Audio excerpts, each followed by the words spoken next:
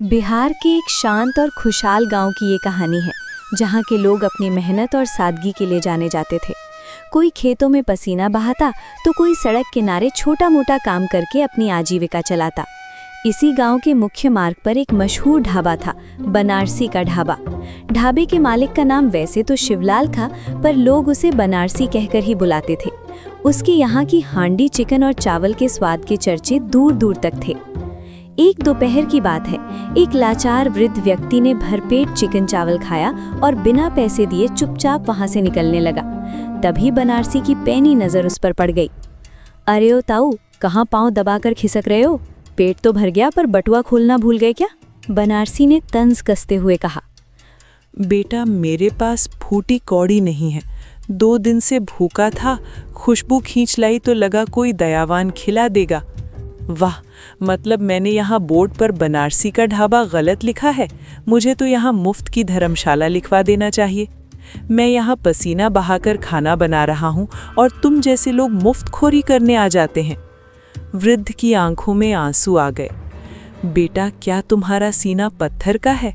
मेरा शरीर जर्जर हो चुका है, काम करने की हिम्मत नहीं बची, फिर भी तुम एक निवाले के लिए इतना अपमान कर रहे हो। तभी गांव का एक भला मानस सतीश वहां पहुंचा। क्या हुआ बनारसी भाई, क्यों इस बुजुर्ग पर चिल्ला रहे हो? देखो सतीश, इन महाशय ने मजे से खाना खाया और अब कंगाली का रोना रो रहे हैं। दबे पांव भाग रहे थे ये। छोड़ो भी बनारसी, तुम्हारी इसी कड़वाहट की वजह से लोग पीठ पीछे तुम्हारी बुराई करते हैं। एक प्लेट खाने से तुम्हारा महल नहीं गिर जाएगा। ये लो, इनके पैसे मैं दे देता हूँ। सतीश ने पैसे चुकाए और बुजुर्ग को सहारा देकर वहां से ले गया। कुछ दिनों बाद दूसरे जिले से एक युवा दंपत्ति गांव आए। पति का नाम राघव था और पत्नी का नाम सुधा। गांव में घुसते ही उन्हें भूख सताने लगी। देखो राघव, सामने वो ढाबा दिख रहा है, चलो वहीं कुछ खा लेते हैं, सुधा ने इशारा किया। ढाबे के बाहर बनारसी आवाज लगा रहा था। आओ भाई साहब, बनारसी के हाथ का स्वाद चखोगे तो उंगलियां चाटते रह जाओगे। राघव ने पूछा, भाई क्या आपका नाम ही बनारसी है? बनारसी मुस्कुराया। नाम तो मेरा शिवलाल है, पर प्यार से सब बनारसी कहते हैं। बताइए क्या पेश करूं? हमारे लिए 2 प्लेट चिकन चावल लगा दीजिए, राघव ने कहा। दोनों ने खाना खाया और स्वाद की तारीफ की। राघव ने धीरे से पूछा, भैया हम इस गांव में नए हैं, क्या यहाँ कहीं काम मिल सकता है? बनारसी को एक कुशल कारीगर की तलाश थी। उसने कहा, अगर तुम्हें खाना बनाना आता है तो मेरे ढाबे पर मदद कर सकते हो। बदले में रहने और खाने का इंतजाम मैं कर दूंगा। सुधा ने राघव को प्रोत्साहित किया। राघव, तुम्हें तो खाना बनाने का बहुत शौक है, जब तक कुछ और नहीं मिलता यहीं काम शुरू कर दो। राघव मान गया और अगले दिन से काम पर लग गया। अगले दिन सुबह सुबह राघव ने अपनी जादुई कला दिखाई। जैसे ही उसने मसालों का तड़का लगाया, उसकी खुशबू पूरे गांव में फैल गई। ढाबे पर भीड़ उमड़ पड़ी। जो लोग पहले कभी नहीं आए थे, वे भी राघव के हाथ का स्वाद चखने खड़े खड़े खाने लगे। दिन ढलते ढलते सारा खाना खत्म हो गया। बनारसी हैरान था। कमाल है राघव, आज तो गल्ले में इतनी बरकत पहले कभी नहीं हुई। राघव ने विनम्रता से कहा, सेठ जी, लोगों को स्वाद पसंद आया इसलिए भीड़ बढ़ी, पर मुझे घर के लिए कुछ एडवांस चाहिए था। मकान मालिक पैसों के लिए कह रहा है। बनारसी मन ही मन चिढ़ गया। ये मजदूर हमेशा पैसे काटने की ताक में रहते हैं, पर मजबूरी में उसने पैसे दे दिए, क्योंकि उसे पता था कि राघव के बिना उसका धंधा चौपट हो जाएगा। रास्ते में राघव को गांव का एक पुराना नौकर मिला। उसने राघव को आगाह किया, भाई ज्यादा खुश मत हो, ये बनारसी बहुत चालाक है। जब तक जरूरत है तब तक मीठा बोलेगा, फिर पैसे मार लेगा। कल उससे फिर पैसे मांगकर देखना, उसका असली चेहरा सामने आ जाएगा। अगले दिन शाम को राघव ने फिर से वेतन बढ़ाने की बात की। सेठ जी, मैं सुबह से शाम तक बर्तन धोने से लेकर सफाई और खाना बनाने तक सब अकेले करता हूँ। मुझे थोड़ा ज्यादा मेहनताना मिलना चाहिए। बनारसी का पारा चढ़ गया। सुनो राघव, तुझे क्या लगता है मैं कोई कुबेर का खजाना लेकर बैठा हूँ? जितना पैसा दे रहा हूँ उतने में चुपचाप काम कर, वरना अपनी राह देख। तेरे जैसे बहुत देखे हैं मैंने। ठीक है सेठ जी, अगर मेहनत की कद्र नहीं है तो मैं भी यहाँ काम नहीं करूँगा। अब मैं अपना खुद का ठिकाना बनाऊंगा और देखूंगा कि लोग कहाँ जाते हैं। बनारसी हंसते हुए बोला, जा जा, बनारसी का मुकाबला करने चला है, एक ईंट भी नहीं रख पाएगा। राघव परेशान होकर बाजार में घूम रहा था। तभी उसकी नजर एक साइन बोर्ड पर पड़ी, लोकेश मनी लेंडर। राघव ने हिम्मत करके लोकेश से 1 लाख रुपए उधार मांगे। लोकेश ने शर्त रखी कि 1 महीने बाद ब्याज समेत पैसे लौटाने होंगे। राघव घर पहुंचा। सुधा को काला थैला दिखाते हुए बोला, सुधा, अब हम किसी के गुलाम नहीं रहेंगे, हम अपना छोटा सा ढाबा खोलेंगे। अगले दिन गांव के चौराहे के पास एक छोटा सा टेंट लगा और राघव ने 100 रुपए में भरपेट चिकन चावल बेचना शुरू किया। बनारसी 200 रुपए लेता था, इसलिए लोग राघव के पास टूट पड़े। बनारसी का ढाबा खाली रहने लगा। वो आग बबूला होकर राघव के पास पहुंचा। ओए, तूने मेरी रोटी छीनने की कोशिश की है, ये ढाबा बंद कर वरना अंजाम बुरा होगा। राघव ने शांति से जवाब दिया, सेठ जी, ये बाजार है, लोग वहीं जाएंगे जहां उन्हें इज्जत और सही दाम मिलेगा। आप अपना काम कीजिए, मुझे अपना करने दीजिए। बनारसी ने अपने दोस्त लोकेश साहूकार को सब बताया। लोकेश ने कहा, अरे उसने तो मुझसे ही पैसे लिए हैं, चिंता मत कर, मैं अभी जाकर उससे पैसे वापस मांगता हूँ, उसका ढाबा अपने आप बंद हो जाएगा। लोकेश राघव के घर पहुंचा और बोला, राघव, मुझे पैसों की सख्त ज़रूरत है, मुझे मेरे 1 लाख रुपए अभी चाहिए। राघव हक्का बक्का रह गया। पर सेठ, आपने 1 महीने का समय दिया था। लोकेश नहीं माना और राघव को अपनी सारी बचत और मुनाफा मिलाकर 1 लाख रुपए वापस करने पड़े। राघव का ढाबा फिर से बंद हो गया। बनारसी फिर से खुश हो गया, पर उसकी खुशी ज्यादा दिन नहीं टिकी। तभी एक दिन राघव का बड़ा भाई आर्यन गांव पहुंचा। वो पुलिस की वर्दी में था। भैया, आप पुलिस ऑफिसर बन गए? हाँ छोटे, मेरी मेहनत रंग लाई। अब तू फिक्र मत कर, तेरा ढाबा फिर खुलेगा और इस बार मैं खुद खाना बनाने में तेरी मदद करूंगा। 1 हफ्ते की छुट्टी पर आया हूँ। अगले दिन राघव का ढाबा फिर से सजा। आर्यन ने अपने हाथों से ऐसा मटन बनाया कि पूरा गांव दीवाना हो गया। लोगों को जब पता चला कि ढाबा चलाने वाला पुलिस ऑफिसर का भाई है और खुद ऑफिसर साहब खाना बना रहे हैं, तो सम्मान और बढ़ गया। बनारसी से रहा नहीं गया। वो लाठी लेकर राघव को धमकाने पहुंचा। तुझे समझ नहीं आता? बोला था ना यहाँ दुकान मत सजाना। तभी आर्यन वर्दी में सामने आ गया। किसे धमका रहे हो शिवलाल जी? कानून हाथ में लेने की कोशिश करोगे तो हवालात की हवा खानी पड़ेगी। आर्यन की कड़क आवाज और कंधे पर चमकते सितारे देखकर बनारसी के पसीने छूट गए। वो वहीं से दुम दबाकर भाग खड़ा हुआ। उसके बाद बनारसी ने कभी राघव को परेशान नहीं किया। राघव का ढाबा पूरे जिले में मशहूर हो गया और वो अपनी पत्नी और भाई के साथ मान सम्मान के साथ रहने लगा। ये कहानी एक खुशहाल गांव की है, जहां हर कोई अपने काम में मग्न रहता था। कोई खेतों की हरियाली में पसीना बहाता तो कोई बाजार में अपनी दुकान सजाता। गांव में हिंदू और मुस्लिम दोनों समुदाय के लोग रहते थे, लेकिन उनके बीच मन मुटाव की एक गहरी दीवार थी। न कोई हिंदू किसी मुस्लिम से बात करता था और न ही कोई मुस्लिम किसी हिंदू के पास फटकता था। एक दिन शहर में नौकरी छूट जाने के बाद आर्यन नाम का एक युवक अपने ताऊजी के पास इसी गांव में रहने आता है। वो सामान लेकर गांव की पगडंडी पर चल ही रहा होता है कि तभी सामने से दौड़ता हुआ एक लड़का उससे जोर से टकरा जाता है। अरे भाई, जरा देख के चलो, आंखों पर पट्टी बांध रखी है क्या? माफ करना दोस्त, मैं बहुत बड़ी जल्दी में था, इसलिए देख नहीं पाया। चलो कोई बात नहीं, पर अगली बार सड़क पर थोड़ा संभल कर चलना। जी शुक्रिया। वैसे आप इस गांव के नहीं लगते, पहली बार देखा आपको। हाँ, मैं शहर से आया हूँ, यहाँ मेरे ताऊजी रहते हैं, उन्हीं के पास रुकने आया हूँ। मेरा नाम आर्यन है। बहुत अच्छा लगा आपसे मिलकर आर्यन, आज से हम दोस्त हुए। मेरा नाम कबीर है।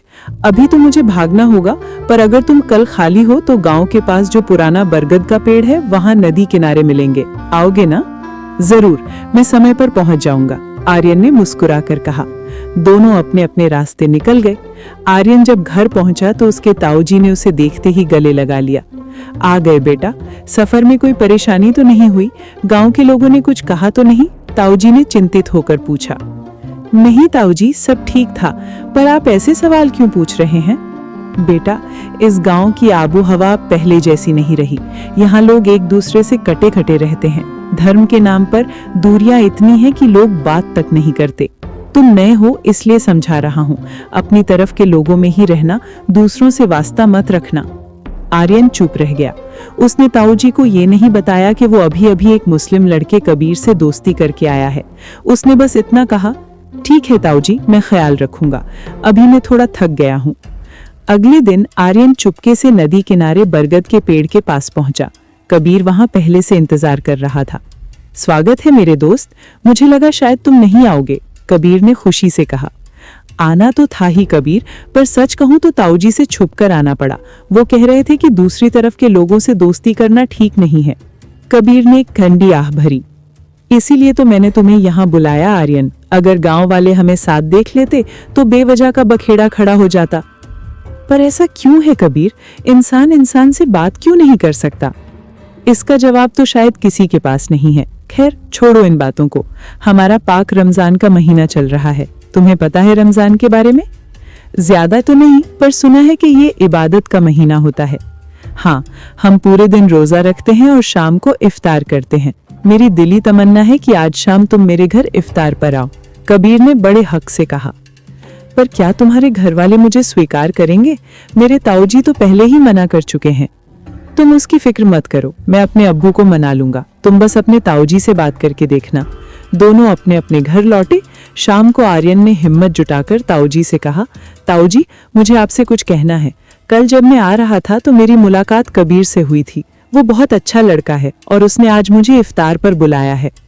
ताऊजी का चेहरा गुस्से से लाल हो गया। मैंने तुम्हें कल ही आगाह किया था आर्यन, इस गांव की मर्यादा मत तोड़ो। उस तरफ के लोगों से हमारा कोई मेल नहीं है, तुम कहीं नहीं जाओगे। पर ताऊजी, सिर्फ धर्म अलग होने से वो बुरा थोड़ी हो गया। लेकिन ताऊजी ने एक ना सुनी। दूसरी तरफ कबीर ने भी अपने अब्बू से बात की। अब्बू, आज मैंने अपने दोस्त आर्यन को दावत पर बुलाया है। अब्बू ने पहले तो प्यार से देखा। बेटा, तुम जानते हो कि यहाँ के हालात क्या हैं। तुम अपनी तरफ के किसी भी दोस्त को बुलाओ, मुझे एतराज नहीं, लेकिन उस तरफ से कोई यहाँ नहीं आएगा। ये फैसला पत्थर की लकीर है। शाम हुई। कबीर इंतजार करता रहा और आर्यन अपने घर में कैद रहा।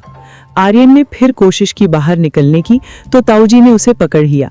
कहाँ जा रहे हो? फिर उसी लड़के से मिलने? नहीं ताऊजी, बस टहलने जा रहा था। झूठ मत बोलो, तुम्हारी आंखों में दिख रहा है। अब तुम कहीं नहीं जाओगे, मेरे साथ खेतों पर चलो, वहां बहुत काम बाकी है। आर्यन बेमन से ताऊजी के साथ खेत की तरफ चल दिया। कड़कती धूप थी। ताऊजी अकेले खेत के बीच काम कर रहे थे। तभी अचानक तेज धूप और थकान की वजह से ताऊजी का सिर चकराया और वे बेहोश होकर जमीन पर गिर पड़े। आसपास कोई नहीं था। संयोग से कबीर उसी रास्ते से आर्यन को ढूंढने जा रहा था। उसने देखा कि कोई खेत में गिरा पड़ा है। वो भागकर वहां पहुंचा। उसने तुरंत एम्बुलेंस को फोन किया और ताऊजी को उठाकर अस्पताल ले गया। जब आर्यन को खबर मिली, वो भागता हुआ अस्पताल पहुंचा। वहां उसने कबीर को डॉक्टर से बात करते देखा। कबीर, तुम यहाँ? आर्यन, मैं ताऊजी को यहाँ लेकर आया। मैंने उन्हें खेत में बेहोश देखा था। आर्यन की आंखों में आंसू आ गए। कबीर, तुमने मेरे ताऊजी की जान बचाई है। मैं तुम्हारा ये एहसान कभी नहीं भूलूंगा। एहसान कैसा दोस्त, ये तो मेरा फर्ज था, कबीर ने सादगी से कहा। डॉक्टर बाहर आए और बोले, आपके दोस्त का शुक्रिया मानिए। अगर ये इन्हें सही समय पर अस्पताल न लाते तो बड़ा अनर्थ हो सकता था। अब ये खतरे से बाहर हैं। अगले दिन जब ताऊजी को होश आया और उन्हें पता चला कि उनकी जान कबीर ने बचाई है, तो वे आत्मग्लानि से भर गए। इसी बीच कबीर के घर पर एक समस्या खड़ी हो गई। गांव का एक लालची साहूकार विक्रम सेठ कबीर के अब्बू के पास आया। अब्दुल भाई, मेरे पैसे कब लौटा रहे हो? वादा तो 1 हफ्ते का था, अब 2 हफ्ते बीत गए।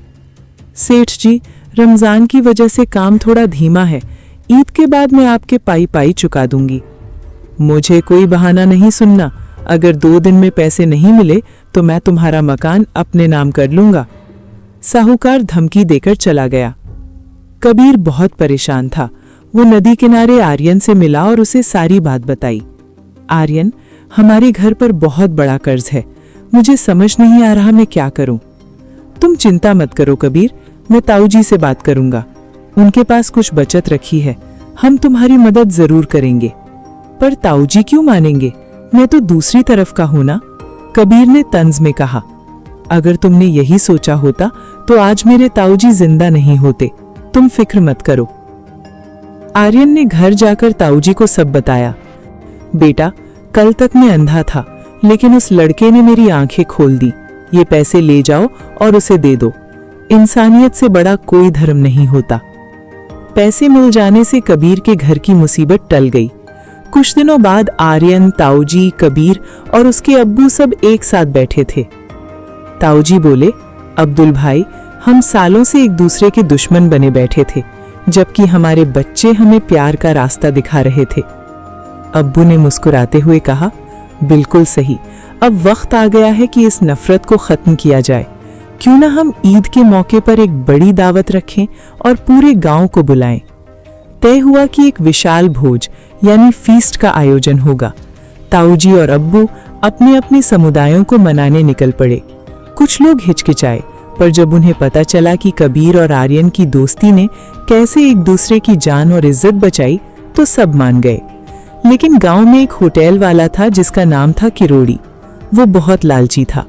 उसे डर था कि अगर हिंदू मुस्लिम एक हो गए तो उनके बीच होने वाले झगड़ों से जो भीड़ उसके होटल पर आती थी वो कम हो जाएगी। उसने अफवाह फैला दी कि दावत के बहाने धर्म परिवर्तन की साजिश रची जा रही है। गांव में तनाव बढ़ने लगा। आर्यन को जब ये पता चला तो वो सीधे किरोड़ी के होटल पहुंचा। किरोड़ी जी, मैंने सुना है आप गांव में जहर घोल रहे हैं। अगर सरपंच को पता चला कि आप अफवाहें फैला रहे हैं तो आपका होटल सील हो जाएगा। किरोड़ी डर गया। नहीं नहीं बेटा, मैं तो बस सुनी सुनाई बात कह रहा था, अब मैं ऐसा कुछ नहीं करूंगा। लेकिन किरोड़ी बाज नहीं आया। उसने दावत वाले दिन रसोई से सारा राशन और मांस गायब करवा दिया। दावत का समय नजदीक था। अब्बू परेशान होकर आए। बेटा, रसोई में तो कुछ भी नहीं है, सारा राशन चोरी हो गया है।